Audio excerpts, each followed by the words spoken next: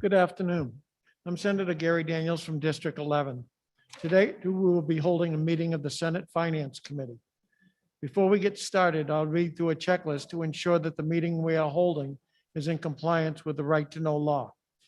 As Chair of the Senate Finance Committee, I find that due to the state of emergency declared by the governor as a result of the COVID-19 pandemic, and in accordance with the governor's emergency order number 12, pursuant to Executive Order 2020-04 and its extensions, this public body is authorized to meet electronically.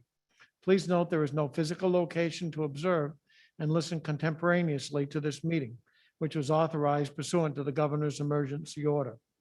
In accordance with the emergency order, I'm confirming that we are providing public access to the meeting by telephone, with additional access possible by video and other electronic means. We are utilizing Zoom for this electronic meeting.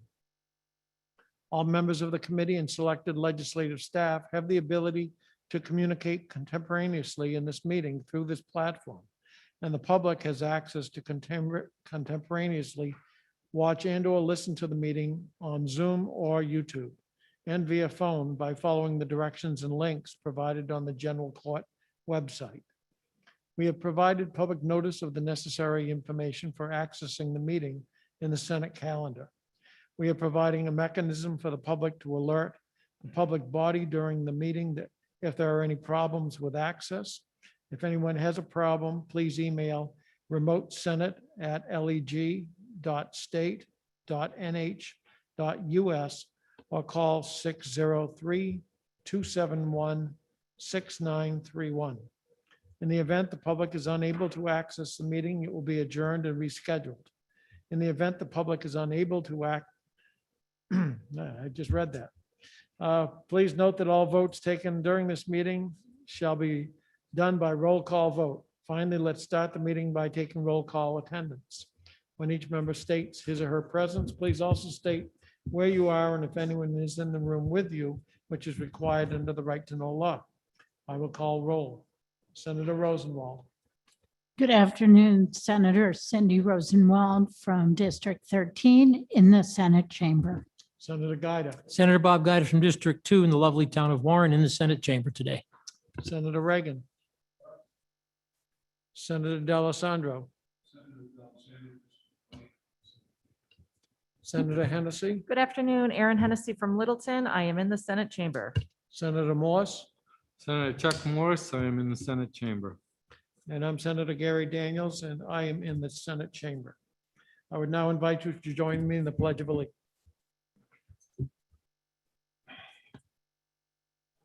Allegiance to the flag of the United States of America and to the republic which stands one nation of God, indivisible, with liberty and justice for all.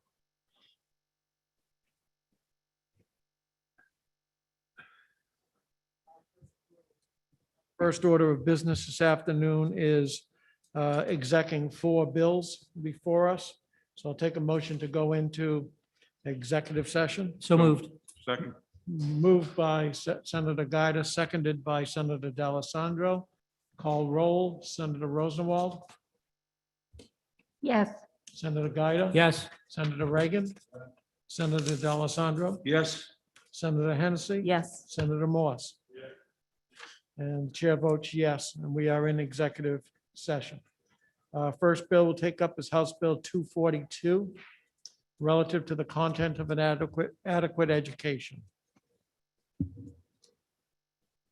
I would move on to pass.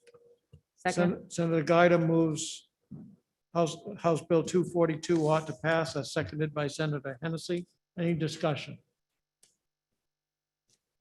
There being none, we'll call roll. The motion is ought to pass. Senator Morse. Senator Hennessy. Yes. Senator D'Alessandro. No. Senator Reagan. Senator Gaida. Yes. Senator Rosenwald. No. Vote, and the chair votes yes. The vote is 5-2, and the motion carries. Someone would like to take it out? Senator Hennessy, thank you. Our next bill is House Bill 2298, adding a member to the Aviation Users Advisory Board. Second. Motion by Senator Reagan, seconded by Senator Hennessy, that the bill be ought to pass. Any discussion? Senator Gaida. No, I think this is a invaluable addition. I work with that advisory board regularly, and bringing in something to deal with the issue of drones, I think is good head work and will help the department. Thank you. Any further discussion? There being none, we'll call roll. Senator Morse, Senator Hennessy, Yes. Senator D'Alessandro, Yes. Senator Reagan, Senator Gaida, Yes. Senator Rosenwald. Yes. And the chair votes yes, motion carries unanimously. Next bill. Oh. Want to take it out? Senator Gaida. Next bill is House Bill 486, relative to eligibility for low and moderate income homeowners property tax relief. Move ought to pass. Second. Motion by Senator Rosenwell, seconded by Senator D'Alessandro, that the bill be ought to pass. Open for discussion.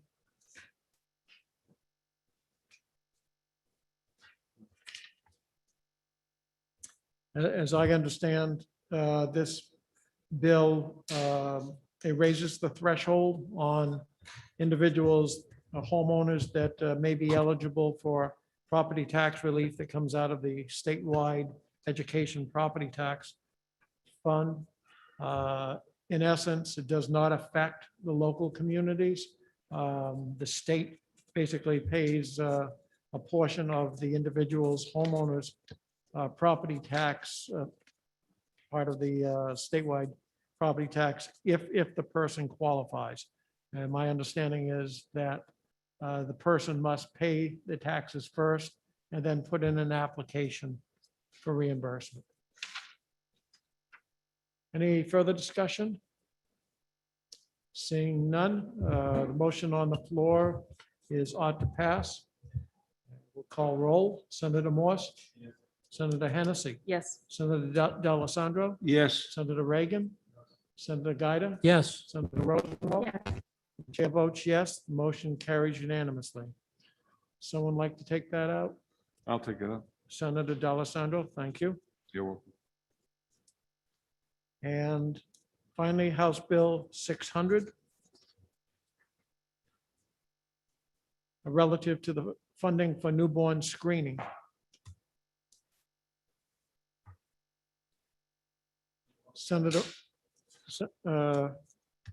Senator Reagan moves on to pass. Second. Second by Senator Gaida. Chair recognizes Senator Rosenwald. Thank you, Mr. Chairman. I'd like to move Amendment 1373S and ask to speak to that motion. Motion by Senator Rosenwald to adopt Amendment 1373S. Is there a second? Second. Second by Senator D'Alessandro. Senator Rosenwald, you're recognized. So thank you. This amendment strikes, I think, 3 words from the bill as it came to us, and that they would have been on line 9. The sentence now reads, "The commissioner shall structure these fees to be reimbursable without out-of-pocket costs to the patient pursuant to 45 CFR 147.130. And that CFR reference there is to the United States Preventive Task Force, which about 10 years ago said that certain well-researched and effective preventive services shall not have an out-of-pocket cost to the person who's insured. Those are things for adults that are like colonoscopies, mammograms, flu shots. And for children, and I spoke to Patricia Tilley at the department, the Health Resources Administration Health Resources Services Administration has said that the guidelines they support for children, which include newborn screening, should be considered also without out-of-pocket. So it strikes the words from the bill that came from the House to the extent possible. If there are out-of-pocket costs to the parents, the concern is it'll be a barrier to agreeing to the newborn screening. And these are all tests that if they're done right away on a newborn, they can actually, the course of whatever disease would ensue can be rolled back. So we want to do that screening because it can save the life of the infant or have a major positive effect on their entire life. So that's all this amendment does. And I'm sorry for the long explanation. Okay, thank you. A question from Senator Hennessy? I have a question for Senator Rosenwald. Yeah. Thank you. So were people who were on Medicaid already that had a newborn screening test done, were they actually paying any out of costs currently? No, because currently it's the hospitals that pay for the filter paper. And that's how the cost of administering these tests has been conducted. So no parents were being charged because the cost of everything was embedded in the cost of the test paper. But this bill is changing that so that the department sets a fee to the, I think it's the hospitals and the carriers. So it just ensures that people are not paying an out-of-pocket cost. Further question? Is further Sen- question. So how would anything change? How does this change anything? For the parent, it won't change. Okay. How does it change anything for those administering the tests? As I understand it, what changes is that the department will set a fee paid for by the hospitals, but the hospitals can get reimbursed by the carriers. But my amendment just ensures that the carriers are not depending on an out-of-pocket contribution from commercially insured parents who might opt out of agreeing to the test. Follow up? So does this in the end bring more money to the hospitals who would now be able to get reimbursed for these filters you're speaking of? I don't believe it does. I think that the fees would cover the cost of the program. That's all the department is looking for. Senator Morse? Yeah, was this amendment, did it go to the policy committee, this amendment? It did not. Mr. Chairman, is there any way we can hold this? When are we up against? We can hold it. I just, it hasn't had a hearing and I want to understand what it does. So, I know that the department supports it and the hospitals do, but I did not have a chance to ask anyone on the policy committee. that's fine. We could just hold it the next week so we could figure out what it does. Okay. Are there any further questions? I guess, what's preventing a hospital from charging now?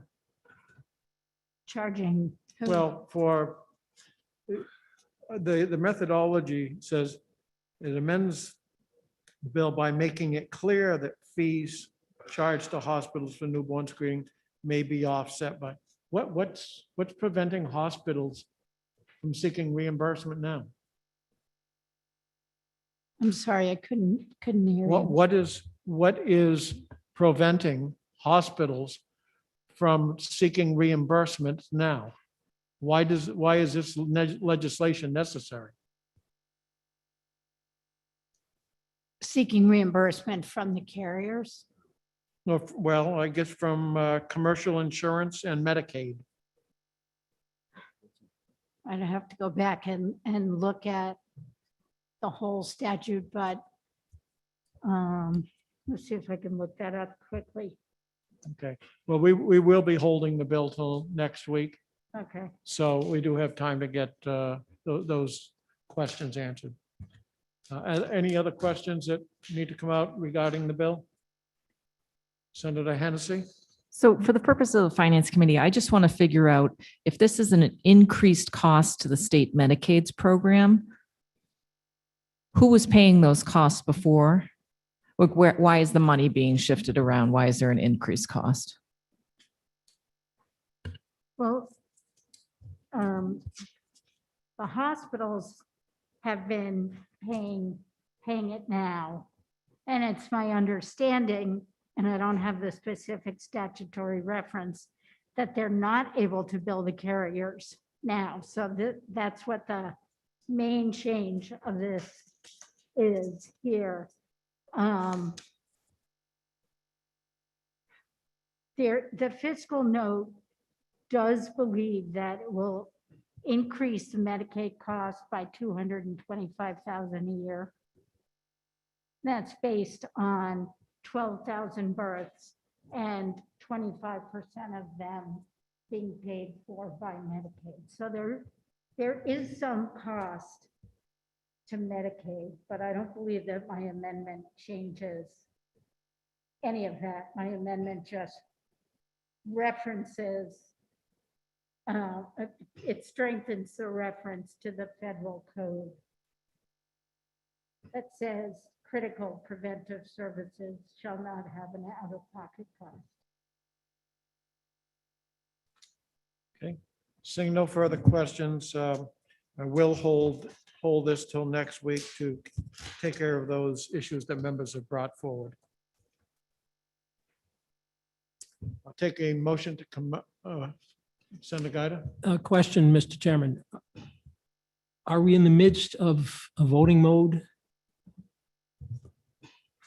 And can we then hold the bill in that condition? We're in discussion. We weren't in the voting mode. Okay, thank you. With that, I'll take a motion to come out of non-public. So moved. Non-public executive session. Second, Moved by Senator D'Alessandro, seconded by Senator Gaida. Chair will call roll. Senator Morse. Yes. Senator Hennessy. Yes. Senator D'Alessandro. Yes. Senator Reagan. Senator Gaida. yes. Senator Rosenwald. Yes. The chair votes yes. We will be out of executive session. Okay, going back to our work session, you have a new packet from LBA regarding the departments that we will be addressing today.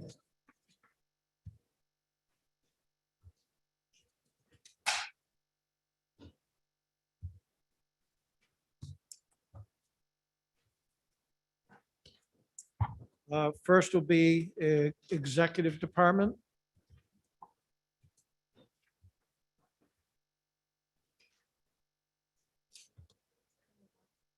Senator Morse. Chairman, I'm not sure how you want to handle it, but all three items that are on here are items that I'm trying to work through. I believe we should hold the executive department. Okay. Are there any other departments that people are working on, amendments or things that would, Senator Morse? I actually have 4 in total: Executive Department, Department of Administrative Services, Department of Revenue, and employment security. Okay, are there any others? Senator Hennessy, Department of Safety, Department of Justice.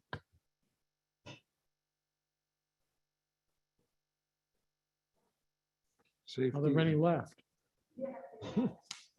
Senator Gaida, And it's relative to the systems benefit charge. I'm not sure if that's on the PUC. That's page 128 of House Bill 2.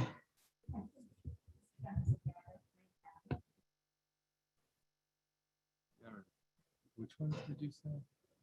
Safety and what?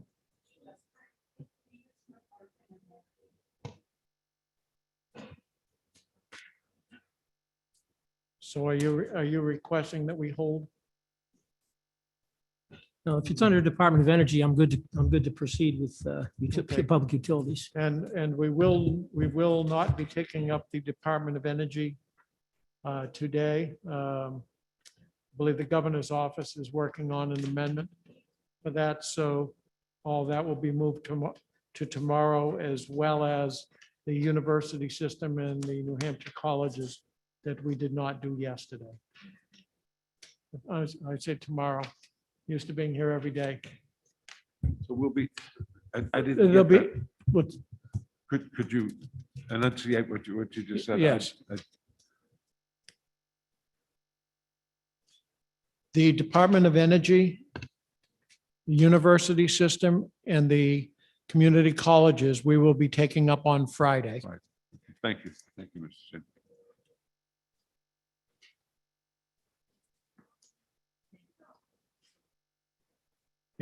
So today we are holding the Executive Department, Department of Administrative Services, the Department of Revenue Administration, Employment Security, Department of Safety,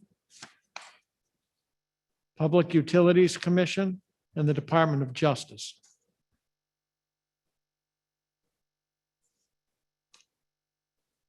Okay, so our first one then will be the Office of the Child Advocate.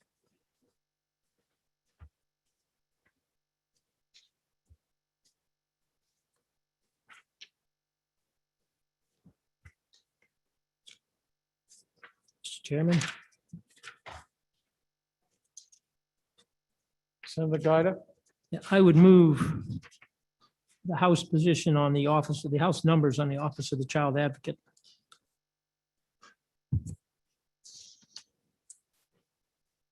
Senator Gaida moves the House numbers on the Office of Child Advocate. Is there a second? Second by Senator Reagan. Discussion. We have an amendment. Senator Rosenwald. Thank you. Yeah, amendment. I have an amendment I'd like to bring forward, and I don't know if that is after we, Speak into your mic. I'm sorry, I thought I was. I don't know if my amendment would be introduced at this point or after we vote on the House position.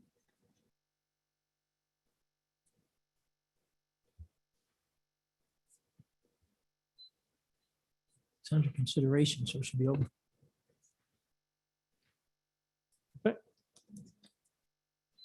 I'm sorry, Senator Gaida.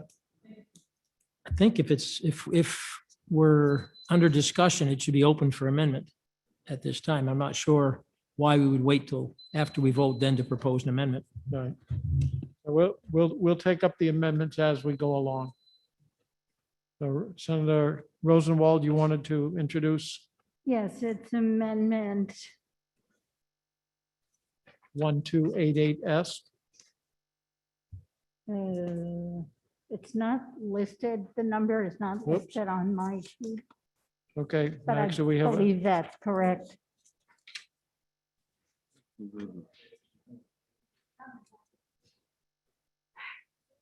I don't know what page if it's you on. look at the packet that you got from LBA, there are actually 3 amendments. You didn't get this packet?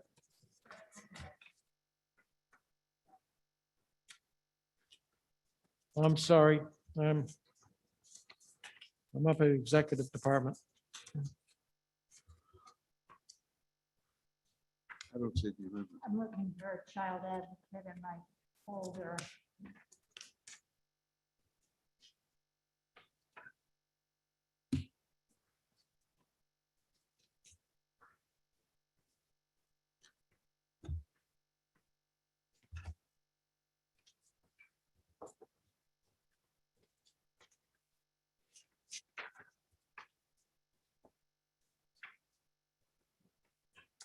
Page 8. Is a child advocate.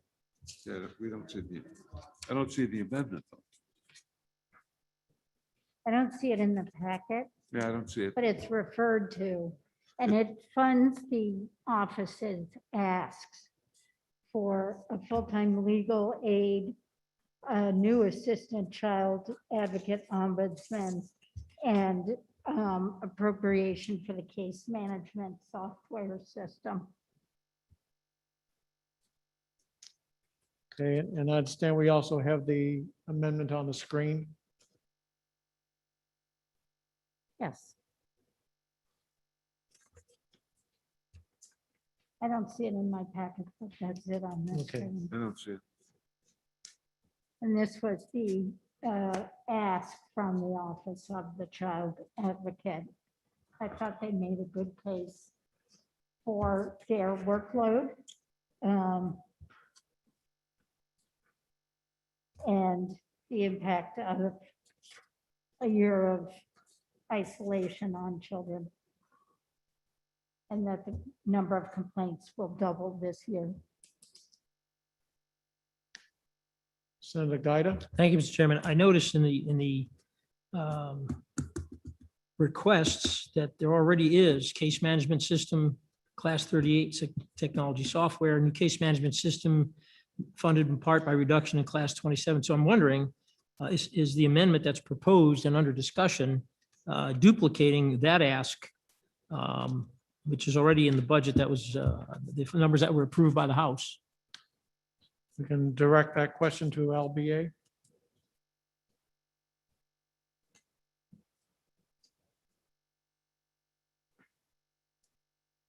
Well, just, wait, they asked for this. I'm actually seeing every. if you look- Mr. Chair, Yes, this is Mike Hoffman. That this request is not duplicative of what's in the House budget. This is additional appropriations. This was an ask. These amounts, this is part of what the child advocate requested as part of her presentation. okay, but not funded by the House. Right.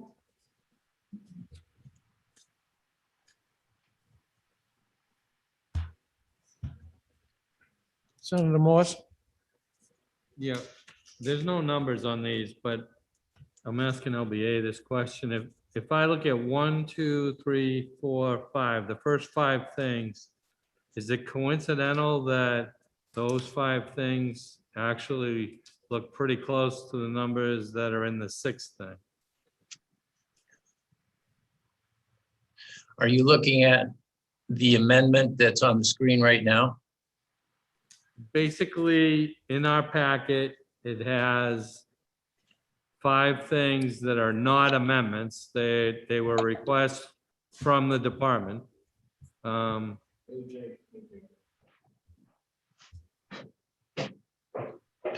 Yes, Senator. The vehicle on the second to last row is not included, but the items above are included. So Follow up.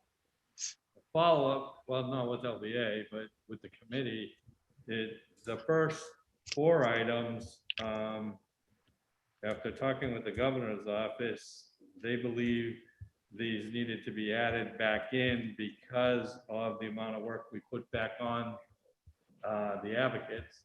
You have a hard copy of that thing? You do? I would much rather approve 1, 2, 3, 4. really want to approve 5 and add that to the House budget.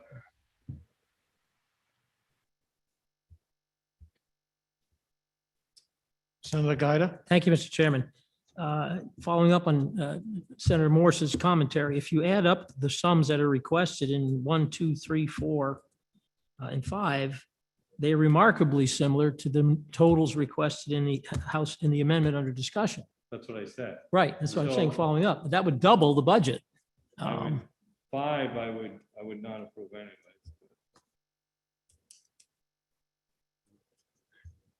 Mr. Chairman, Senator D'Alessandro. thank you, Mr. Chairman. But they were asked. Can you hold the mic closer, please, sir? Thanks. Thank you, Mr. Chairman. But the ask was made, obviously, Maura O'Neill felt when she came to see us, that these positions were needed in order for her to fulfill the obligations of her office, even though the numbers are similar. Maybe the positions, might have been in the same labor grade or something of that nature, and the benefits that went with it are basically the same. But it was an ask. It was an ask of the person who came to us after the House had finished its budget. So I think we should look at it as the ask. She felt that she needed this in order to fulfill her responsibilities. Thank you, Mr. Chairman. Thank you. Senator Rosenwald. Thank you. I just want to clarify that the child advocate came to us and asked us for 5 things. My amendment and Senator D'Alessandro's amendment only brings up 4 of them. It does not bring up the vehicle. Right. Senator Morse. Yeah, so I don't support a trend. There's been so many asks during this budget phase. I'm not supporting them all. I can tell you that much. This particular one, I had Josh check on. So I can support 1 through 4 on here. I don't know why we have to draw an amendment to do that, but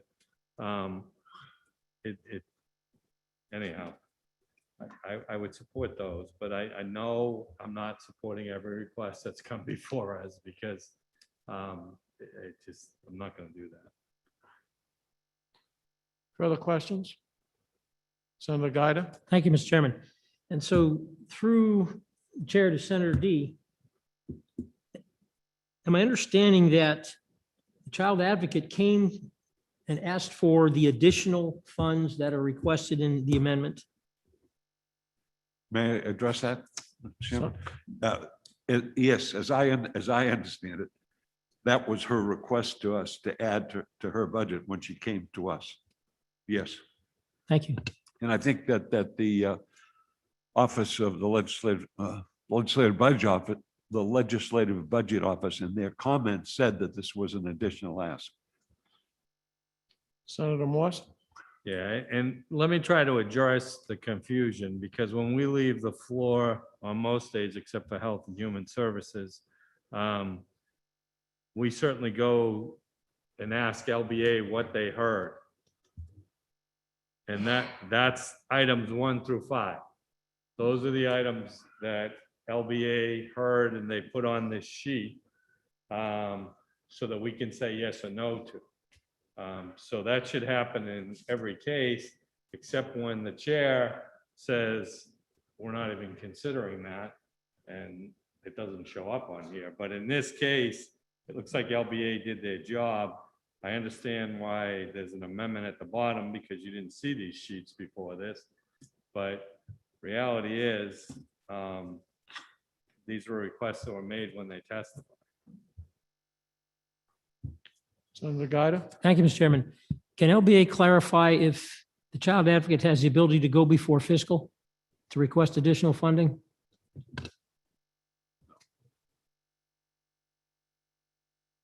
LBA.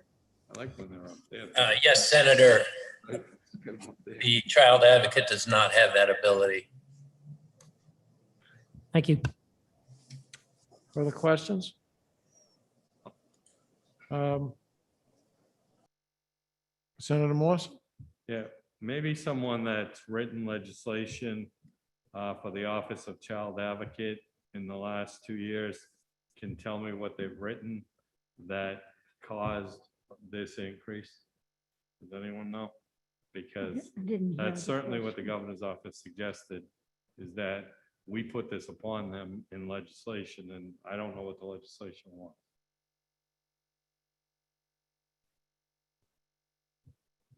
Mike Hoffman?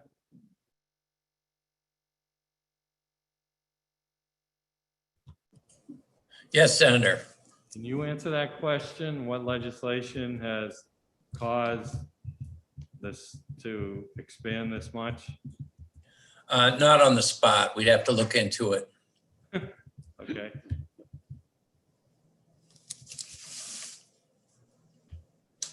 Any further questions or discussion? so Chairman, I'm just wondering if we should clarify this before we vote on it. Okay, Senator Hennessy? Thank you. In the letter on April 27th, the child advocate said on September 18th, 2020, RSA 21.5 went into effect, considerably expanding the office's jurisdiction and mandate. The office is now responsible for oversight of all children's services provided by or through arrangement of state executive agencies. That includes, but is not limited to, child protection, juvenile justice, behavioral health, developmental disabilities, early supports, and education.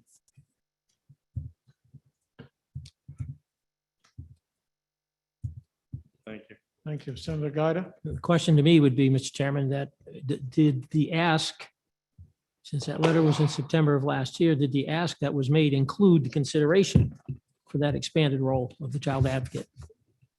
And there's certainly no challenge to the need for the child advocate and the services that she provides in that department. But again, the question here is on the finances, and was that part of the ask in terms of the additional services?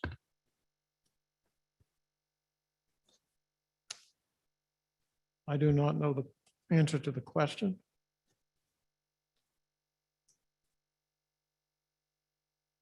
Is LBA able to assist?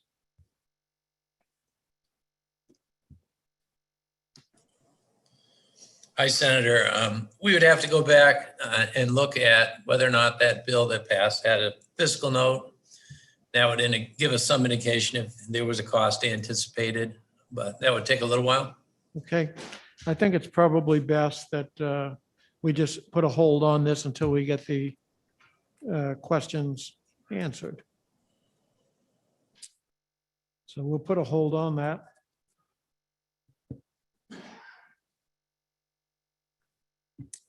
The Office of Professional Licensure and Certification.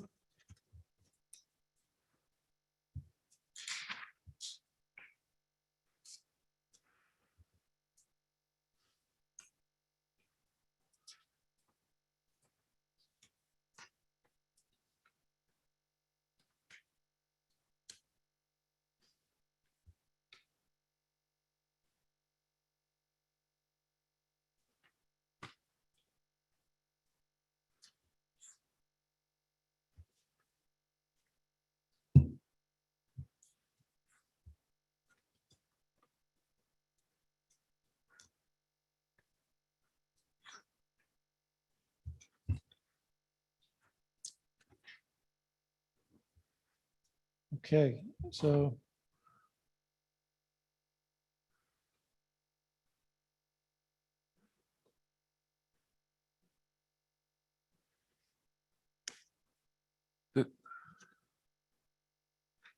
okay, so I did have some questions on this. There seems to be like a 74% increase in the budget since over the last two budgets. And so that's something you'll find me doing is just historically looking back. I'm only going back a couple budgets just to kind of save to get a lot of things in there, but there's probably something going on here that I don't necessarily know of, and maybe somebody can help explain it. Mr. Chairman, Senator I think I can, D'Alessandro. I think I can try to. How's that? I'm going to give it a shot. They moved from the Philbrook Center to an alternate location, and that certainly increased their rent. Now, this is a 125 situation, so it's no general funds. This money is coming out of the dollars that they receive based on the fees that they charge. But I think the key is they had to move. Remember that emergency move, because Philbrook was taken over by Health and Human Services so they could create a transitional housing situation. So the whole operation had to move to another location downtown. I think the difference in the rent might be substantial. That might address part of the increase in terms of the costs. Now, what else they did, I don't know, but I do know that was in place because I went through all of that when that move was made. I hope that helps. Okay, and I believe the department is on. And- Yes, Thank you, Lindsay? Thank you, Mr. Chairman. Lindsay Corney, Executive Director, Office of Professional Licensure and Certification. So I suppose I can address, do you have a specific question about just overall increase from fiscal year 2018? Is that the question, or is it just a question regarding 541 and the impaired health programs? I just wanted to understand the question a little bit better. I noticed that there was a significant increase in the budget from 18-19 to the proposed one in 22-23. And I was wondering what was accounting for that increase. So I can't speak very well for the increase between fiscal year 18 and 19 to 20 and 21, as I wasn't present and I don't understand the justifications. I will say that we have had a substantial increase in the number of licensees. Just in the last fiscal year alone, there's been a 29% increase between fiscal year 20 and fiscal year 21, which obviously does impact the agency's ability to meet its statutory obligations in processing licenses and managing disciplinary actions. In terms of just the overall increase in appropriations, Senator D'Alessandro was certainly correct.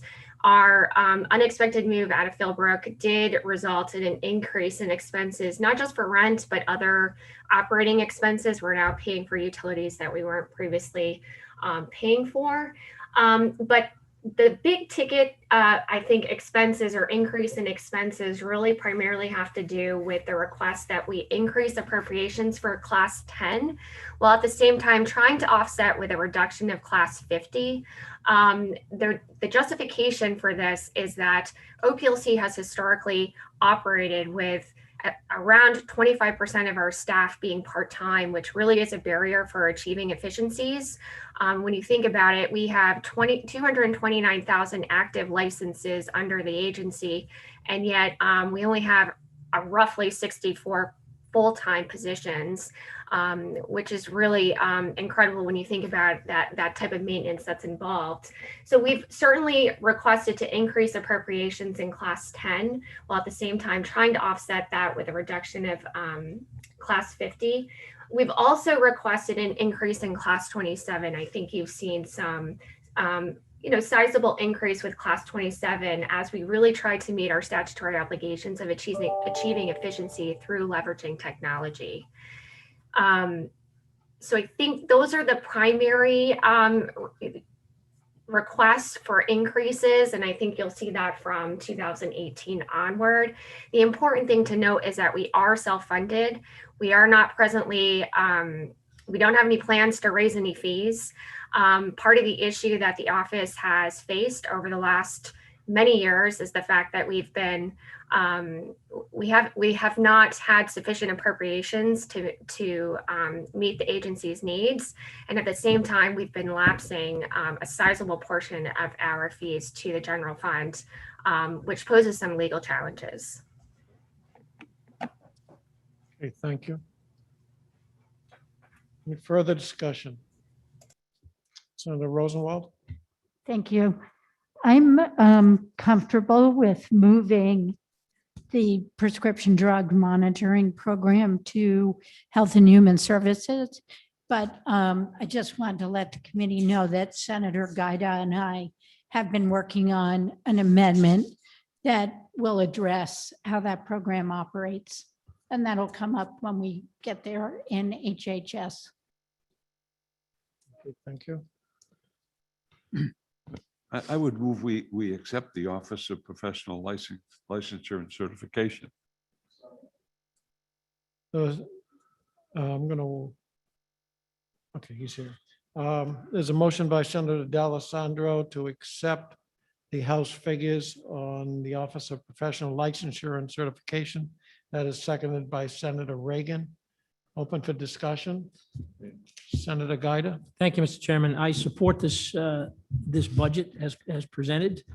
OPLC has suffered for the last 7 years under a variety of conditions, underfunding, the intransigence of the various boards over which OPLC is supposed to have administrative oversight in terms of handling applications and that type of thing, as well as the growth. They added the Mechanical Licensing Board to their duties just this year.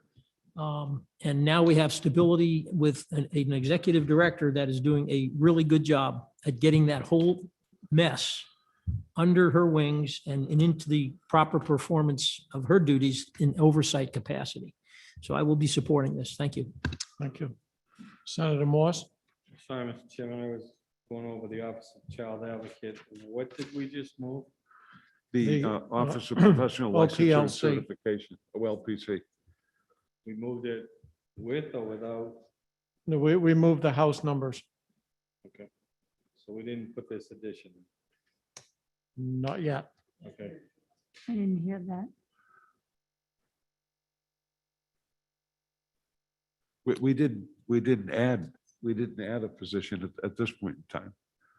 No, we took whatever the House. We did whatever the House did. And Correct. And Mr. Chairman, I hope that I helped you in terms of that narrative with regard to the movement, the costs that are associated with that movement, and the fact that it's a 125 agency and there's no general funds required. I understand, and Thank you. to understand the difference, it would be Yes. helpful Oh, to sure. know Sure. what that additional cost was. We can certainly find that out. Okay. So we know that on section 39, that Senator Rosenwald and Senator Gaida are working on an amendment for that. But that's for DHHS. That's to move it to DHHS, correct?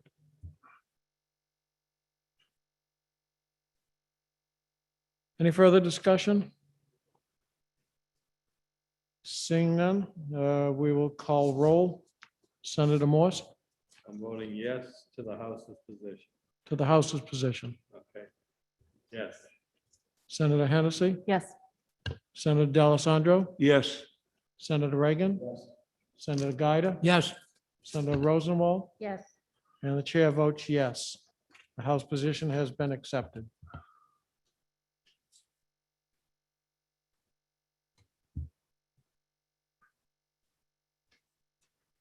Going on to the Human Rights Commission.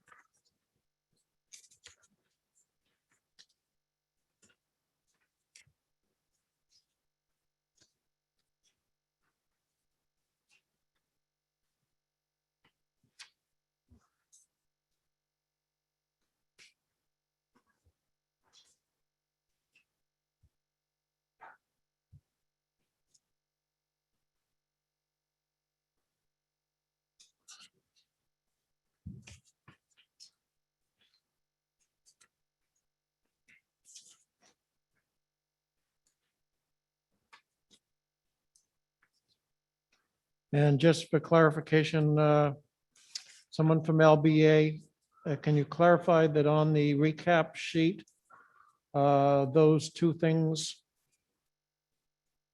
listed were not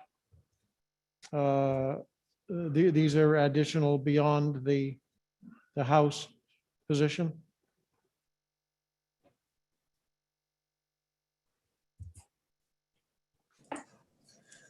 Hi, Senator. This is Mike Hoffman.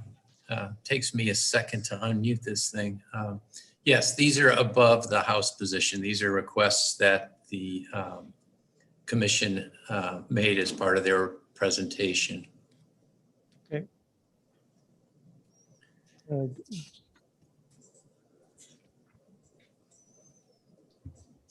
Okay, Ani, did you want to add anything to this?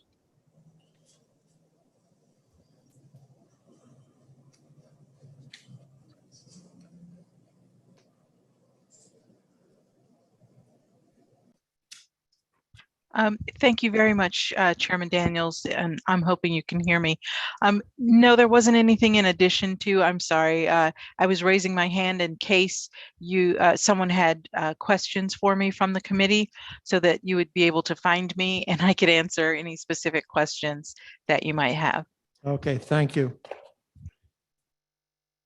Senator Rosenwald. Thank you. I have a House Bill 1 amendment, which is not in the packet, but funds the two positions that were the commission's prioritized needs. The two positions that were in Ani's presentation when she came before the committee. Okay, and this is similar to the one we just looked at where you've got the two positions separately and then the House Bill 1 amendment that basically is a combination of the two. Correct. I prepared an amendment because they made an ask, but this would give us something to act on. Okay. Is there any motion on anything? Yes. Pardon? Okay, the floor is open for a motion. I'd move it with my amendment. If I'm on- Okay, so Senator Rosenwald is moving ought to pass. And you're recognized for your amendment. Is there a second to that? I'd second that. Second by Senator D'Alessandro. Senator Rosenwald, do you need to say anything further? I thought that the executive director made a good case when she came before us. Okay, thank you. Any further discussion?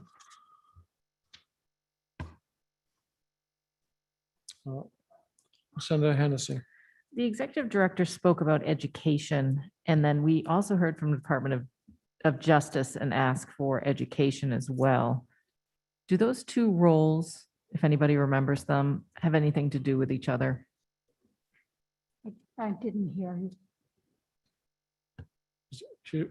Senator Hennessy was saying that the Department of Justice and Human Rights have an educational component to them, and she was wondering if they have anything to do with each other. Director, is that something you can answer? Yes, thank you, Chairman Daniels, and thank you, Senator Hennessy, for the question. The roles would not work. Well, they could certainly work together. I mean, we all want unity amongst the different state agencies, but they are not one and the same.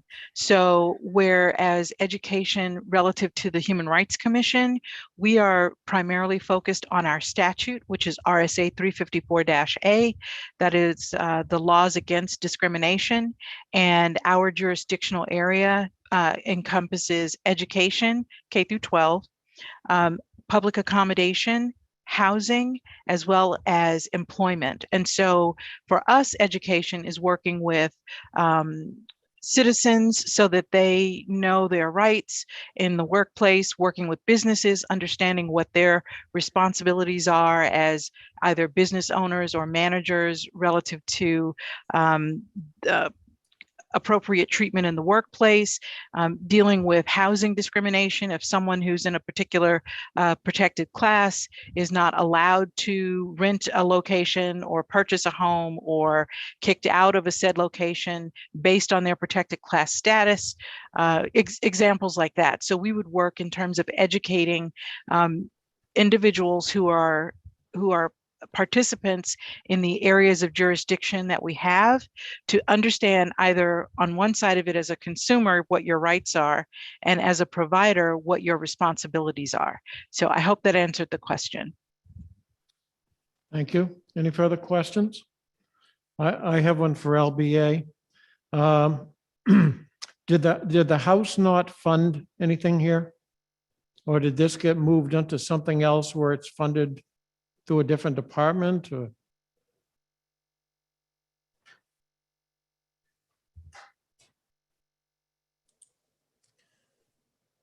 Hi, Senator Mike Hoffman again. This is an additional request. Looking at locating the compare report page right now, which I believe will show you the House budget is equal to the budget recommended by the governor. Okay, well, I keep coming up with these budget analysis sheets that it shows that the House passed 0.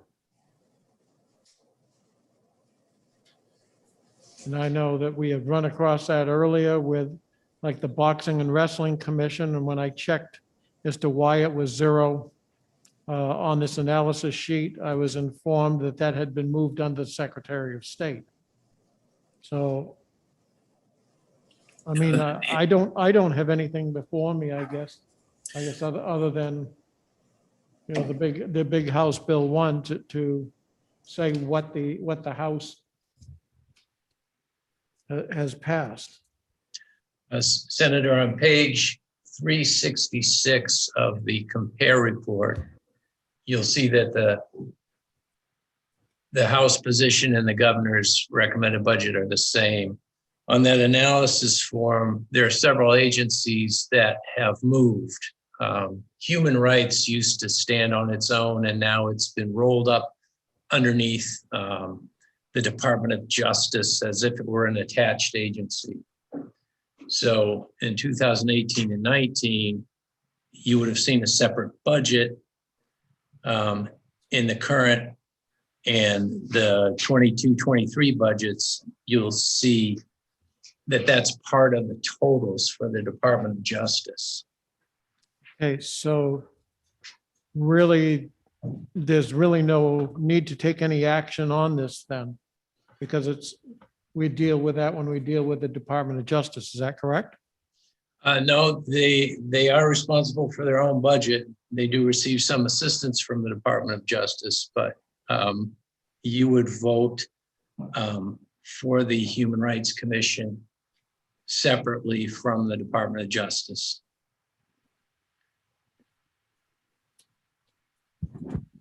Senator Morse.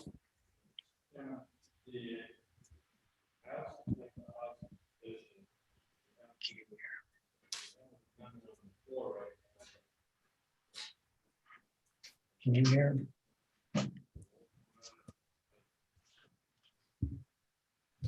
Okay, Senator Morse stated that he does not support, he supports the House position.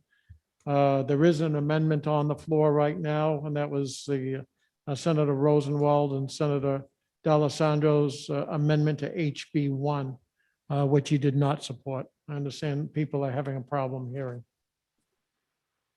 Any further discussion on the amendment? Seeing none, we will vote on the amendment. We'll call roll. Senator Morse, No. Senator Hennessy, Senator D'Alessandro, Yes. Senator Reagan, Senator Gaida, No. Senator Rosenwald. Yes. Okay, and the motion fails to, oh, I'm sorry. Chair votes no. Motion fails, 2 yes and 5 no.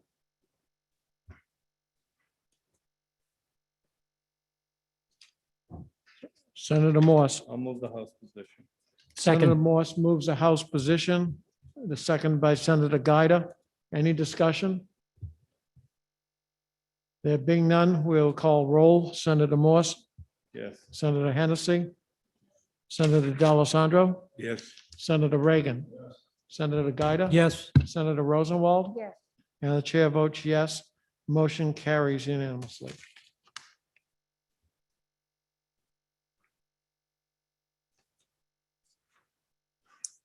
Going to the Department of Agriculture, Markets and Food.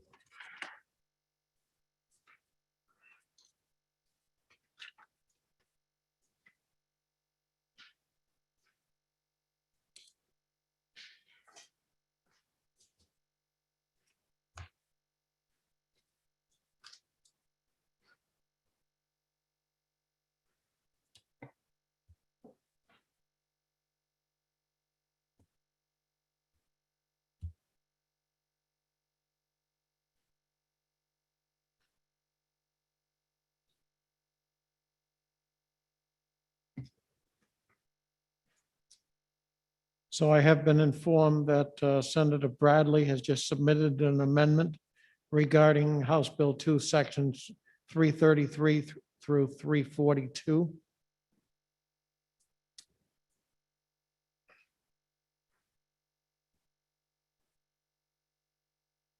Probably not today.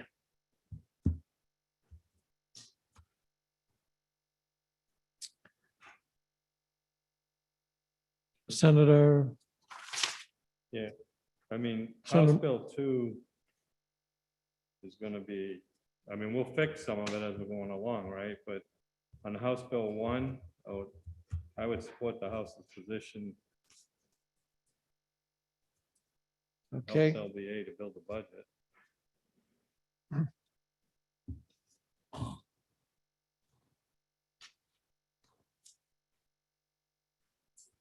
okay, are you making that a motion? Yes. Okay, Senator Morse moves the House position. Second by Senator Reagan.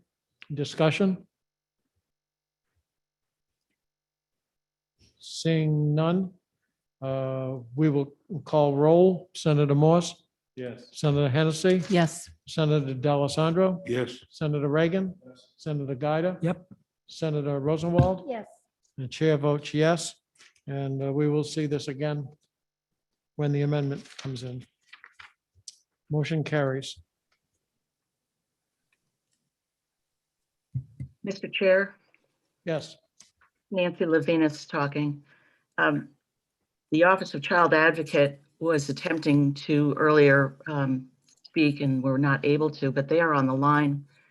And I believe they'll be able to answer some of the questions that came up regarding the prior year's legislation and its folding into an omnibus bill and the genesis of their request.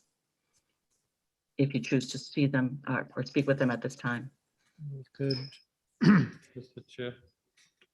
So, I do have the bill coming down and I have the committee's discussion points.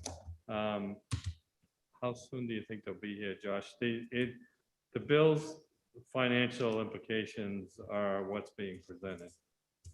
So. So, so I guess we're not going to take it up at this time since we don't have the other information. So it's possible that should we get that information that we could loop back and take that up. Going on to the Adult Parole Board.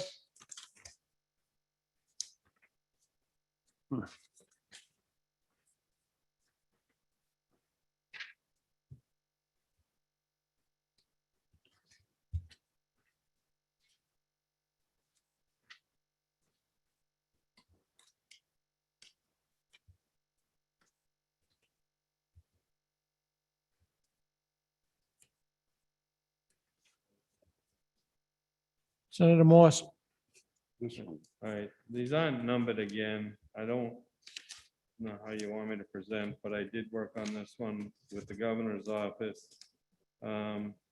So basically, if you want to follow along with me, there's 1, 2, 3, 4, 5, 6, and 7 would be mileage.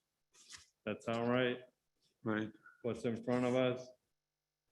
Item number 1 and 3, I would not support.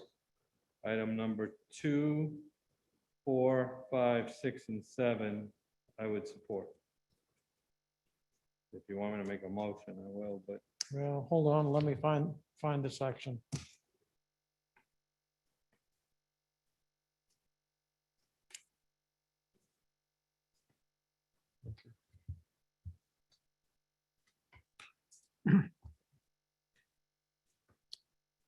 Okay, Senator Morse, if you want to restate your motion.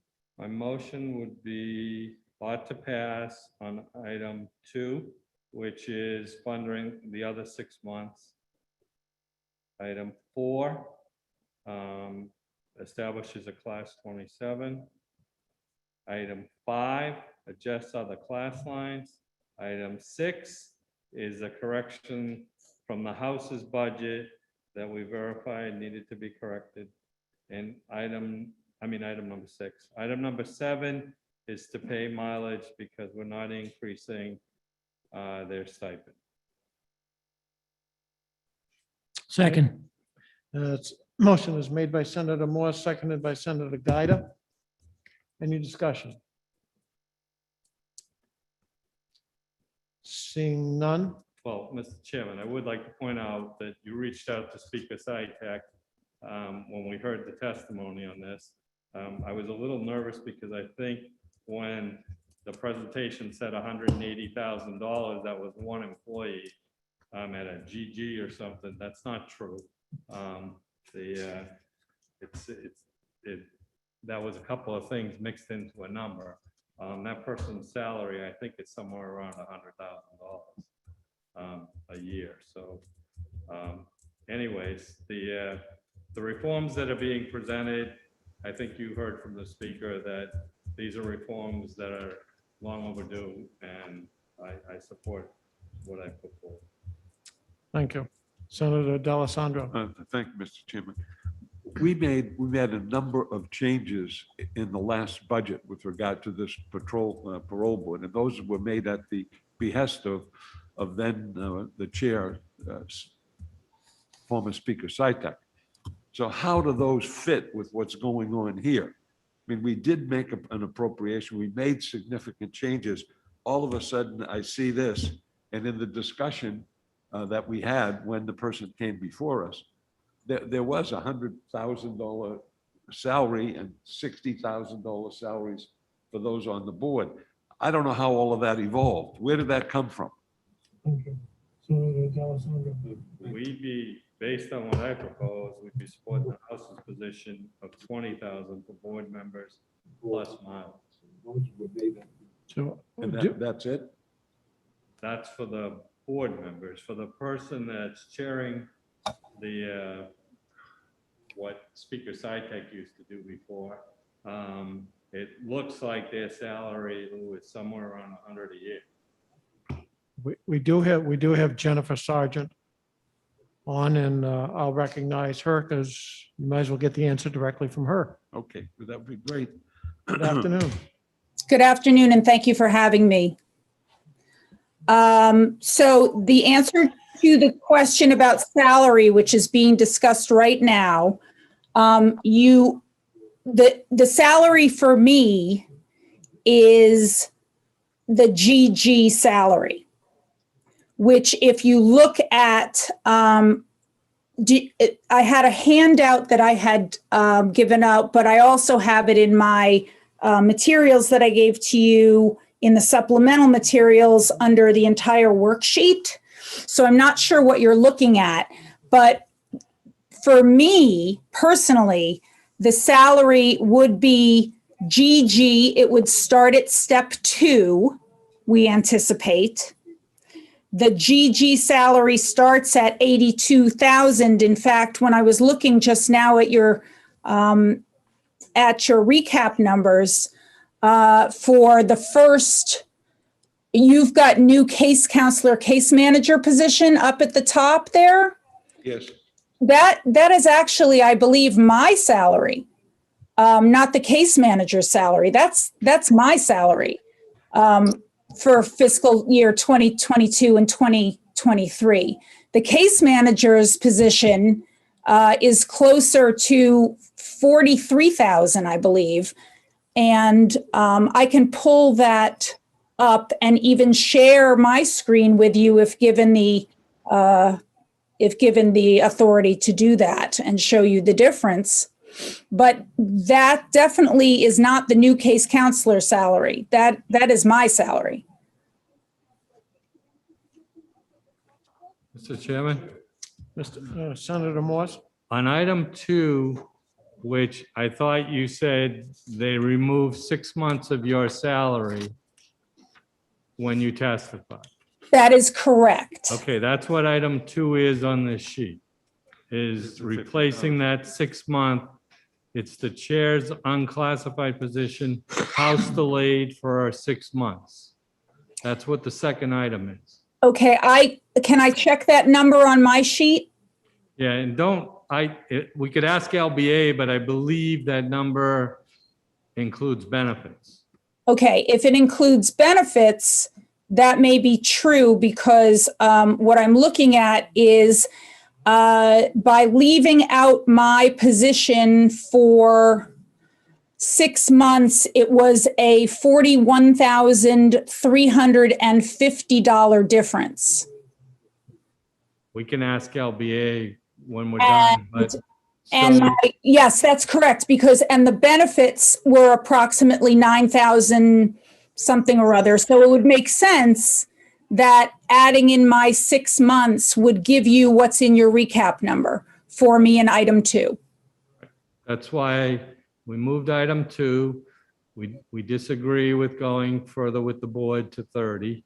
And then the other 2 items that are on there are establishing class 027, adjust the other class, and then there was a budget correction from the House that they didn't include 10,000 a year. And then we put mileage back because we didn't increase the board member salary.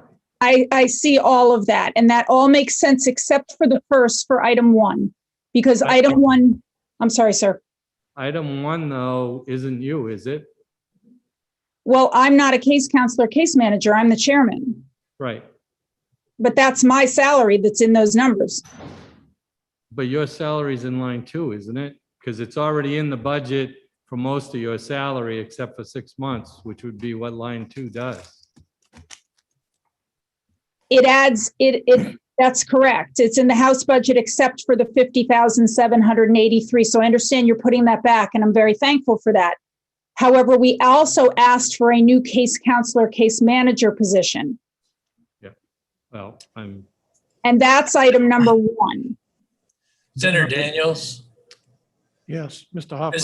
this is Mike Hoffman. The first row, Senator Morse, you are correct. That is the cost for a new position, including benefits, which coincidentally is approximately the same as the chair's salary.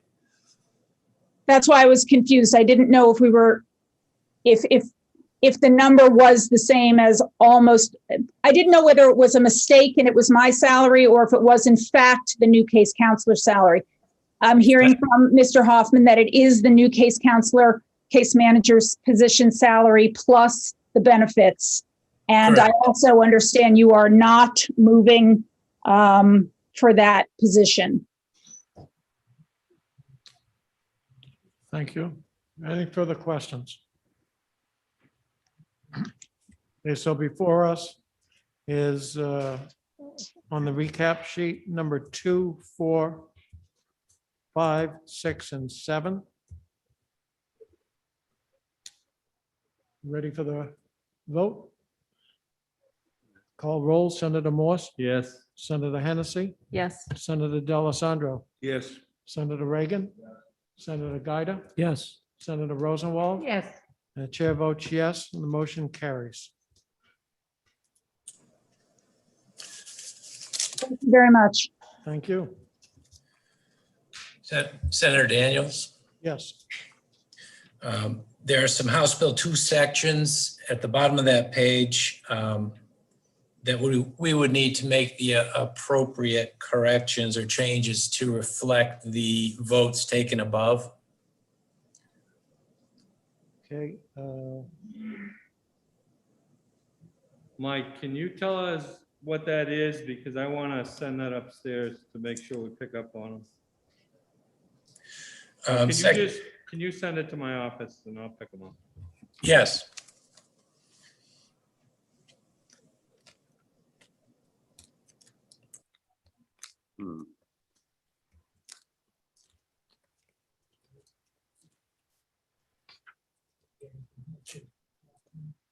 Mr. Hoffman, what needs to be adjusted here to correspond with the vote that we just took? Oh, as passed by the House, Section 122 in House Bill 2 delays the chair's salary. We'd have to take that language out. We would have to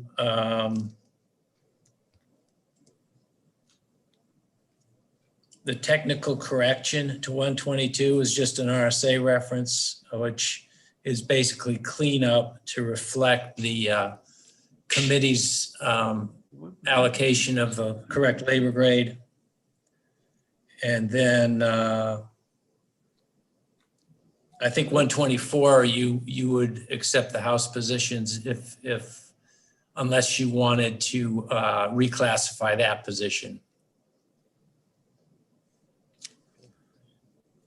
So that technical correction doesn't have anything to do with the budget correction that we just. Correct. That is a section the House removed. It's just listed on here to show the committee, the House's action. Section 122 would be something we would do to clean up, to make sure the correct RSA reference is used. So we would. I'm sorry to interrupt. There's one other thing in HB2 that needs to be corrected though. And I think that, and that's to whom I would report. We had that letter from the Attorney General's office saying that the language that requires me to report to the Commissioner of Corrections is a conflict of interest. And that would have to be taken out. Senator Daniels, I can summarize all these House Bill 2 sections and provide it to the committee. Okay, thank you. Senator Gaida? Thank you, Mr. Chairman. I think the director had already, the chairman has already mentioned that which I was concerned with was the reporting conflict to Department of Corrections Commissioner. And we need to make sure that that's included. That's taken out, yeah. Okay, so probably why don't we hold on to, put a hold on this to deal with the House Bill 2 sections of that after we get the summary from Mr. Hoffman.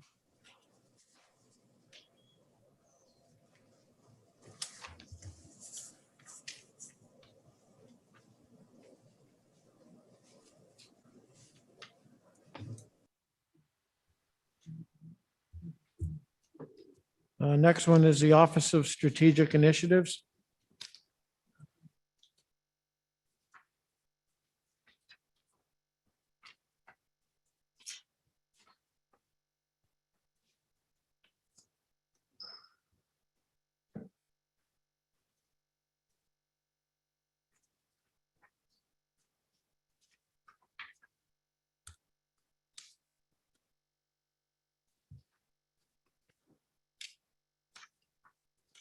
Page 27 for those who are. Mr. Okay. Chairman, how come it's not, what's on the screen is not what's in front of us? Right. It's what I have. In today's draft package or the recap package on page 20, page 27. Yep.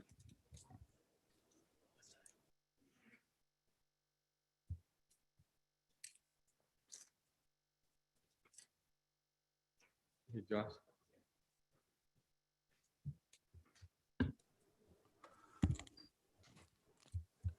Senator Daniels, Yes, this is Chris from the LBA.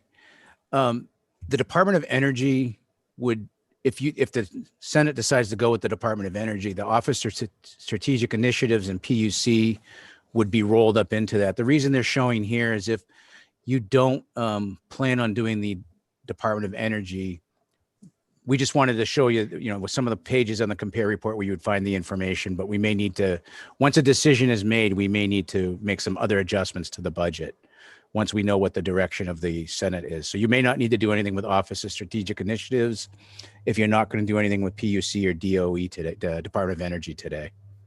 okay. So we probably ought to hold off on that till tomorrow when we talk about the Department of Energy and as to whether we're going to roll OSI into it or not. And we can deal with the Public Utilities Commission at the same time. Liquor Commission,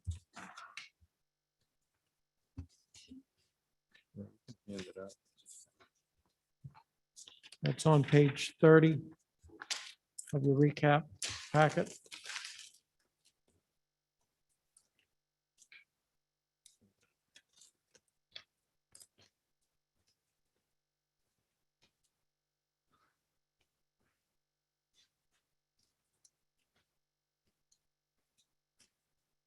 Mr. Chairman? Senator Morse, Yeah. Again, these aren't numbered, but Law Enforcement Division and House Bill 1 and 2, I would move that. to restore them. Yes. Okay. Senator Morse moves to restore the Law Enforcement Division in House Bill 1 and 2. Second. Second by Senator D'Alessandro. Discussion? Senator Morse? Yeah, I personally can't see after hearing testimony and hearing from the department, how you can eliminate this in year 2. If we're gonna do that in the future, I think we need to have some kind of working study committee or something to do that, so. I just, in this budget, I don't see how we do it. Okay, thank you. Further discussion? Senator Gaida? Thank you, Mr. Chairman. My only question would be, do we need to reestablish all 20 of those positions, or is there potentially a more efficient? Having looked at the study of the inspections that were done, they seem to be very much concentrated in certain areas. I'm wondering if it might be appropriate to incorporate some kind of a review of those, the need for all 20 of those positions. The first time hearing that we're gonna eliminate them was in the House phase, and I called the person that moved it, and he said he had worked with the chair, and they decided it was time to move it. That's great, but look at the Sununu Center, because you went down last week to visit there to figure out how we're gonna deal with year 2. And we need a solution. On this one, I'm just saying, if there's gonna be a solution, we should file legislation in January, debate it, and make the fix, going forward, but I just can't see how we do it this way now. I mean, we're just gonna leave no enforcement, and I don't think we're, in 2 weeks, gonna work on developing a different plan.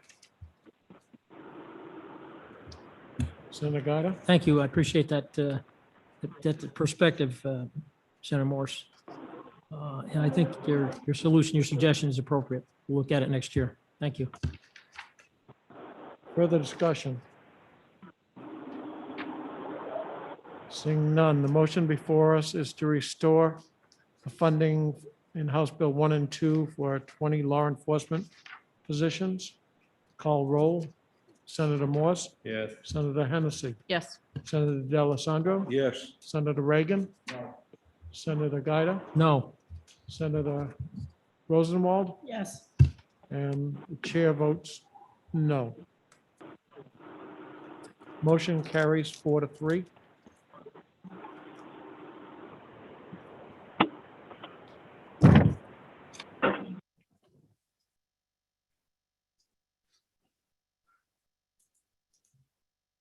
Okay, and we have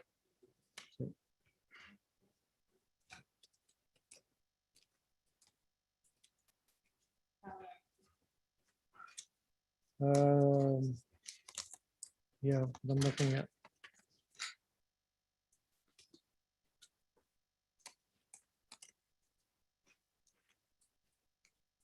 Based on the votes that we have just taken, do we need to deal with amendment 1331?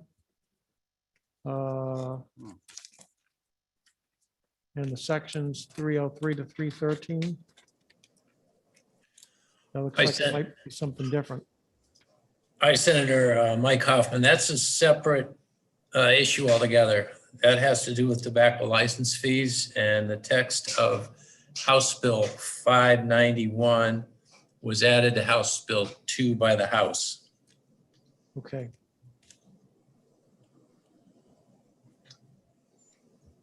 Thank you. Then let's go back to the child advocate. Mr. Chairman, Yes. so would we still not need to address Amendment 1331? What do we want, my understanding is that that amendment would return it to the Division of Enforcement and Licensing. Because it deletes the change to Division of Education and Licensing. Hi, Senator Daniels. It's Mike Hoffman again. Yes. Those changes, amendments 1320 and 1331 are consistent with your action to restore those positions. One removes the positions from the abolished lists, and the other returns the language in statute to recognize the Enforcement Division. So by virtue of the vote, then it maintains what we have. Is that correct? All four go together.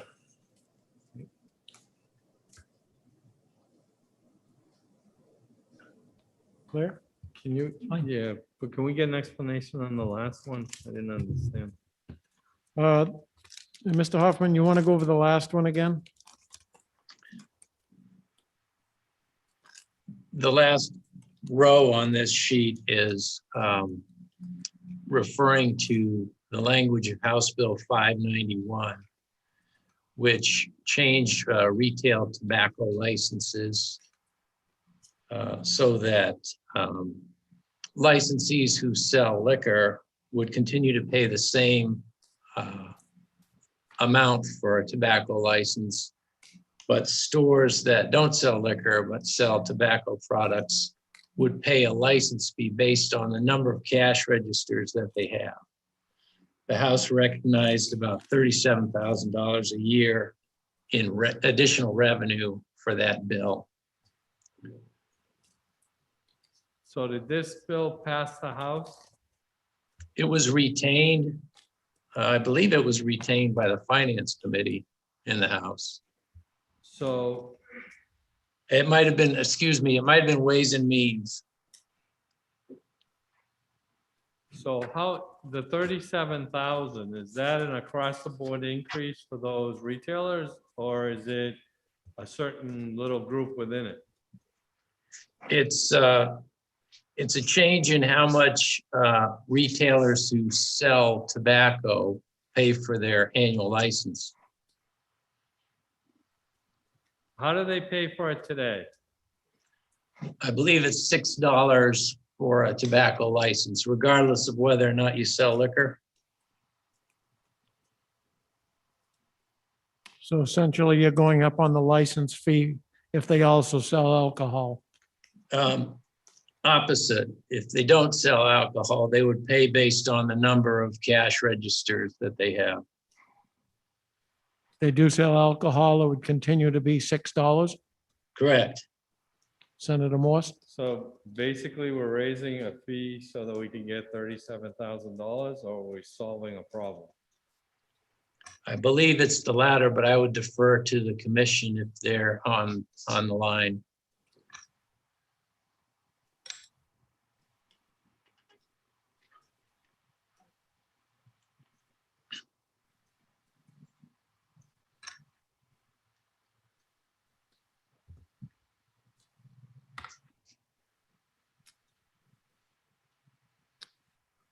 Good afternoon, Mark.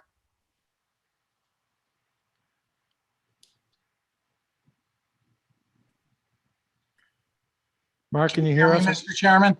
Okay. Did you get the question? There we are. Sorry about that. Can you hear me, Mr. Chairman? Yes. Okay. Good afternoon. I did get the question. Thank you, Mr. Huffman. And committee members, good afternoon. This is a fix to the problem. Back when this originated as a $6 fee for retail tobacco, it was actually supposed to be an upcharge on our already combination license. So that would be grocers or convenience stores. What ended up happening, which probably wasn't the legislative intent at the time, is that $6 fee carried on to the standalone retail tobacco outlets. And that has been the fee that is attempted to be fixed within this bill. Senator Morse? Fixed by actually making them pay a fee? Thank you, Senator, for the question. It was to create parity with the rest of the retail outlets, the combination license, the grocers and convenience stores that actually have the same setup. This is the identical setup. It just gets pushed to the retail tobacco distributors. Mr. Chairman? Senator Morse? But don't they already pay a tax on cigarettes through stamps? Yes, they do. I just don't understand why we're creating parity here and in another bill we have. Parity is another reason to raise money. And thank you, Senator. And just so for historical purposes, this was not an item that was brought forward by the commission. This was one that was brought to us through Ways.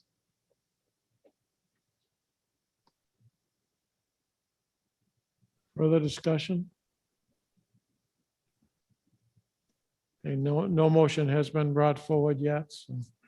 Senator Morse? Chairman, I'd make a motion to delete sections 303 through 313. Basically, we're raising a fee here in the budget of $37,000. And I don't understand the purpose of it because we already tax tobacco separately. So for the right to sell something, I got to pay a $6 fee. The paperwork's got to be that much. Second. Motion by Senator Morse to strike the language in sections 303 through 313. That's seconded by Senator Gaida. Any discussion?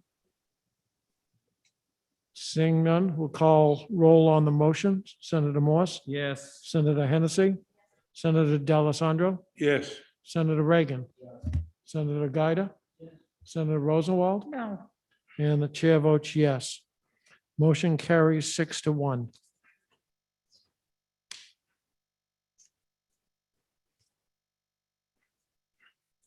Chairman, should we move liquor as amended or? If you wish to do that, I believe we probably could. I think we've done all we're going to do with it. I'd move the liquor department as amended. Motion by Senator Morse to move the liquor department as amended, and that's seconded by Senator Gaida. Any discussion? Seeing none, we'll call roll. Senator Morse? Yes. Senator Hennessy? Yes. Senator D'Alessandro? Yes. Senator Reagan? Senator Gaida? Yes. Senator Rosenwald? Yes. And the chair votes yes. Motion carries unanimously. I believe that we have received an amendment. Is this amendment alone enough to go back to the child advocate, or do we still have outstanding questions? You may have questions, Mr. Chairman. All I was trying to do is figure out what exactly happened, because the way it was presented to me is we doubled the workload. When I went to the fiscal note on it, they certainly had talked about additional employees in the fiscal note. So having said that, I thought it might make sense to provide the committee notes, which are pretty long. So I don't know if we can vote on it today, but.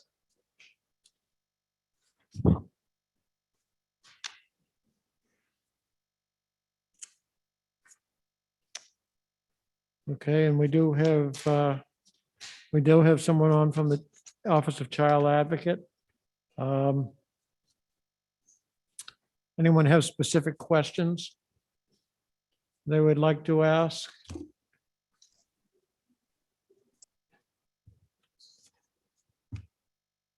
Chairman, I'll ask the simple question. What have we done to you to create the fact that you're going to need these new positions? If you could just explain that.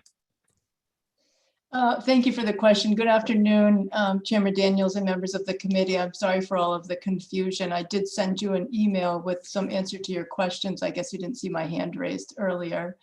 The mandate of the office was changed in September 2020.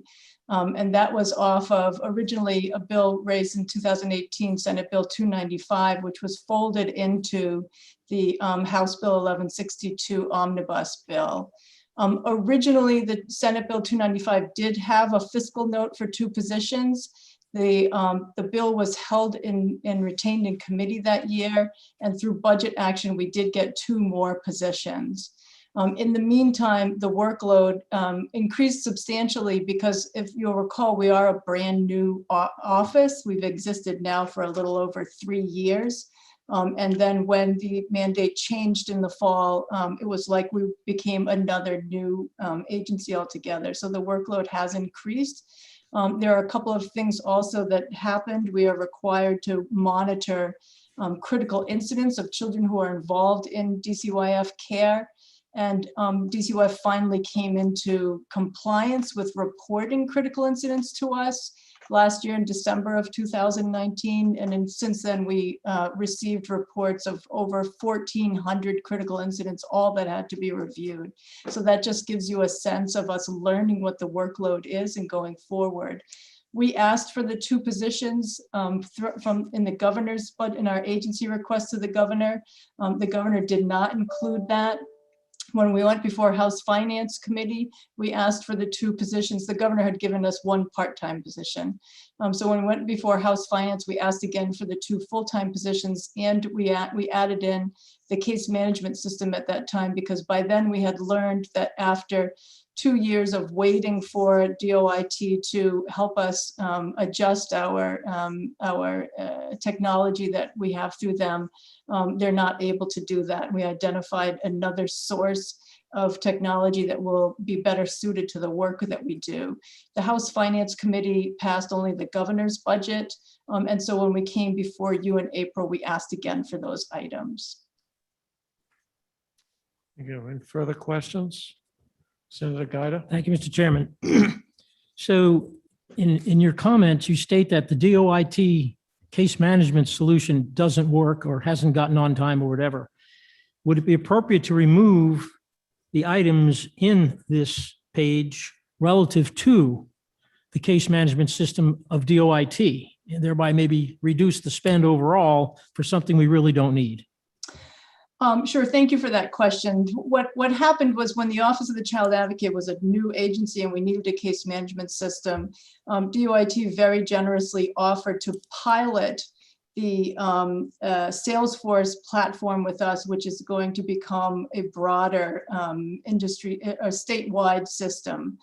So we got that system for free for 3 years. That's the licensing and technical assistance.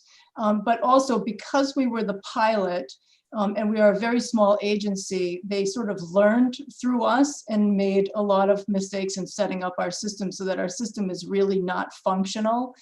In the meantime, they have moved on to other agencies in expanding their broader efforts. And also, of course, the pandemic has interfered as well, because all of their resources are on there. So we have had requests in for over 2 years to change and make the system more functioning.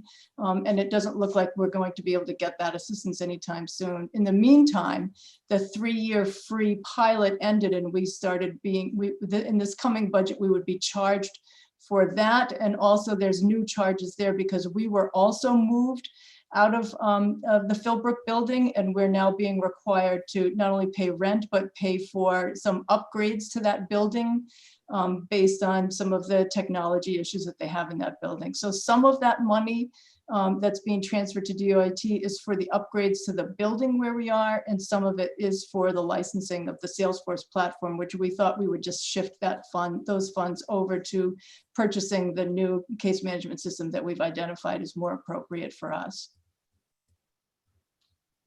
Other questions?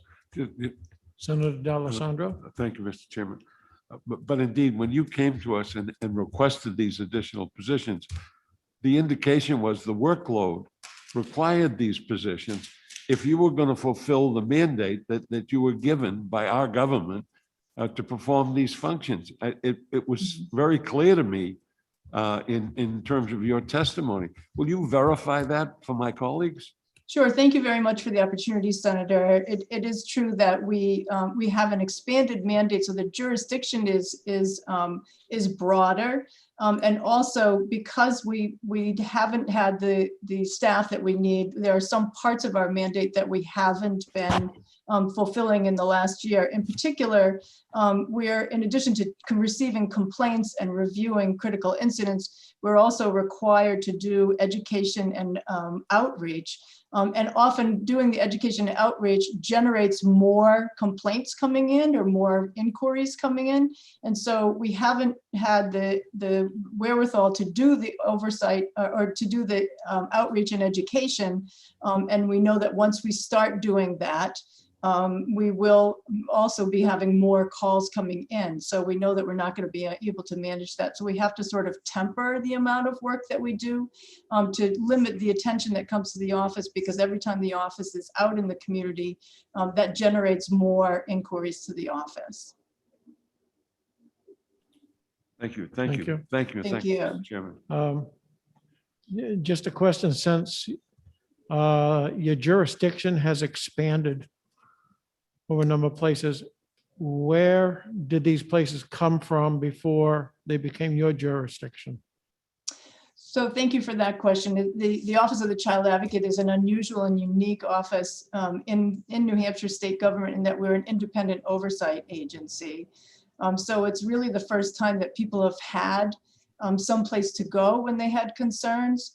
So the expanded jurisdiction has taken us outside of just DCYF and to all of DHHS's programs where they may use the ombudsman. In fact, that's in the statute that they go to the ombudsman for case-specific complaints.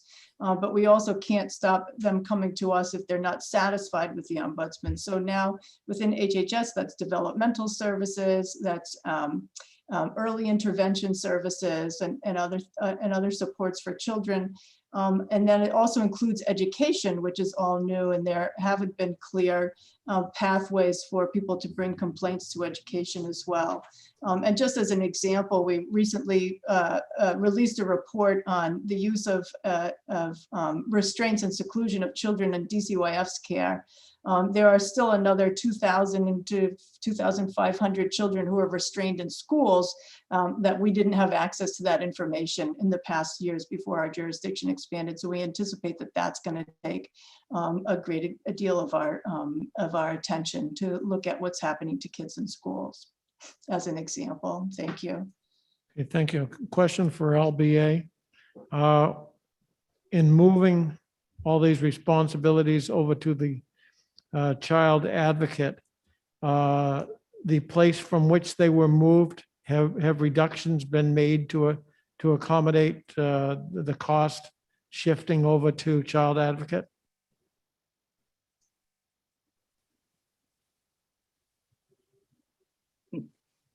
I can try to answer that, Senator, but I don't believe we've done an analysis of those types of responsibilities because they were new responsibilities really that were created the last budget cycle. and with a small, an allocation for the new office to take on those challenges. But I don't believe there was a reduction at that time or in this budget to reflect that. Okay, thank you. You're welcome. Any further questions?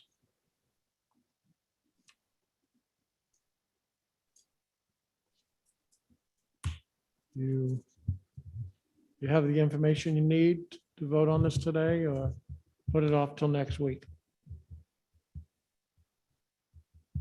I think I have enough information to vote on it now. Pretty clear. Senator Morse, you all set? It's up to you, Mr. Chair. I mean,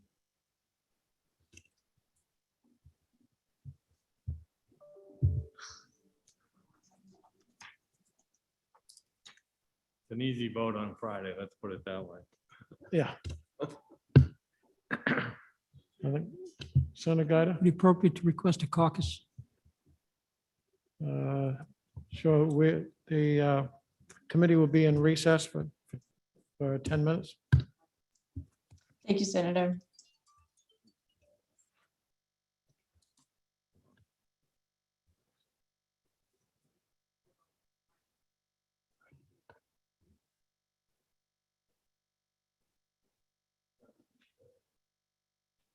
Are you guys leaving or are we? No.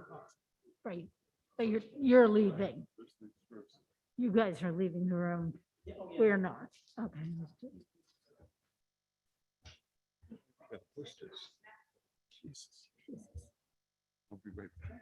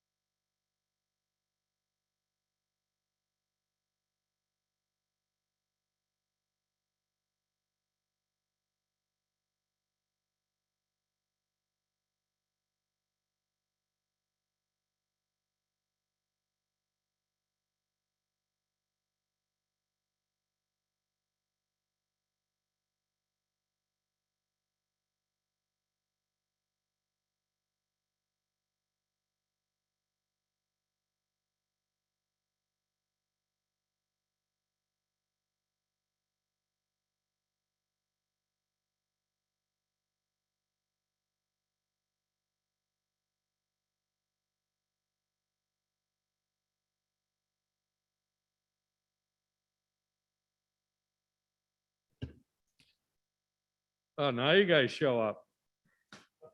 The work's all done. Emailed Bill Marsh about the House Bill 600, the new one screen. Okay. He said he was okay.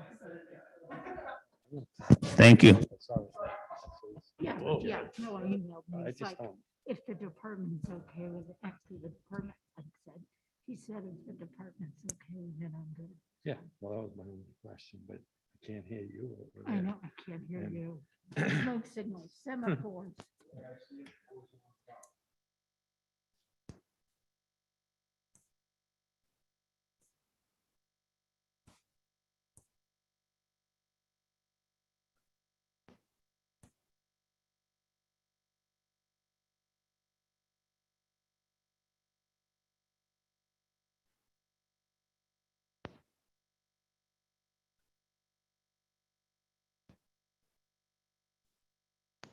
What do we spend more money?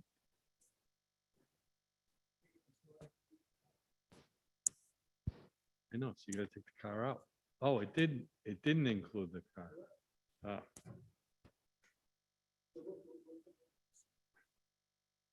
All right, I'm raising my hand.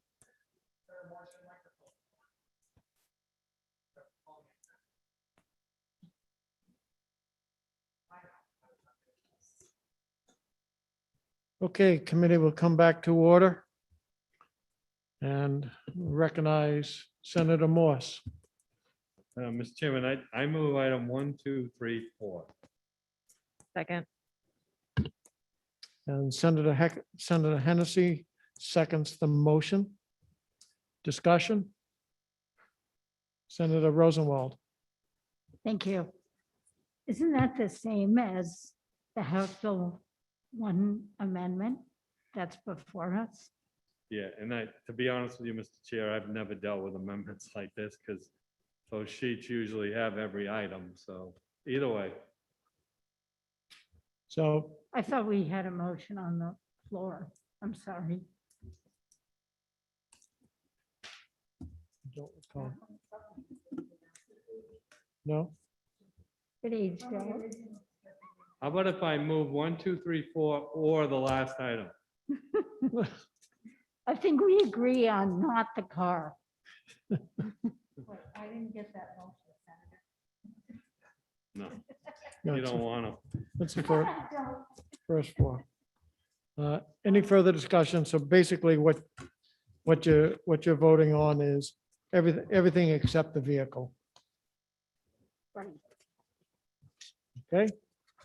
Seeing no further discussion, I will call roll. Senator Morse, Yes. Senator Hennessy, Yes.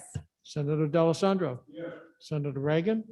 Senator Gaida. Yes. Senator Rosenwald. Yes. And the chair votes yes. Motion carries. With that, folks, I think we have completed what we have today and pushed off a lot till tomorrow. I keep saying tomorrow, Friday. And so we will gather on Friday at 1 o'clock. Chairman, is there, I don't know how we're doing this, but is there any chance Friday we could get those tomorrow morning? I believe that's possible. Okay. Yeah, it's just been difficult doing it one day at a time, so I can appreciate that too. Already starting to work on that, so. Get it to you as soon as quick as we can. Anything else? So if I may, Mr. Chairman, we're going to get the sheets for Friday tomorrow. And where will they be delivered? Electronically? Okay. Thank The you. answer is yes, electronically. Give me my homework for tonight. Okay, I'll entertain a motion to adjourn. Move. Moved by Senator D'Alessandro, seconded by Senator Gaida. Call roll. Senator Morse. Senator Hennessy. Senator D'Alessandro. Senator Reagan. Senator Gaida. Yes. Senator Rosenwald. Yes. Chair votes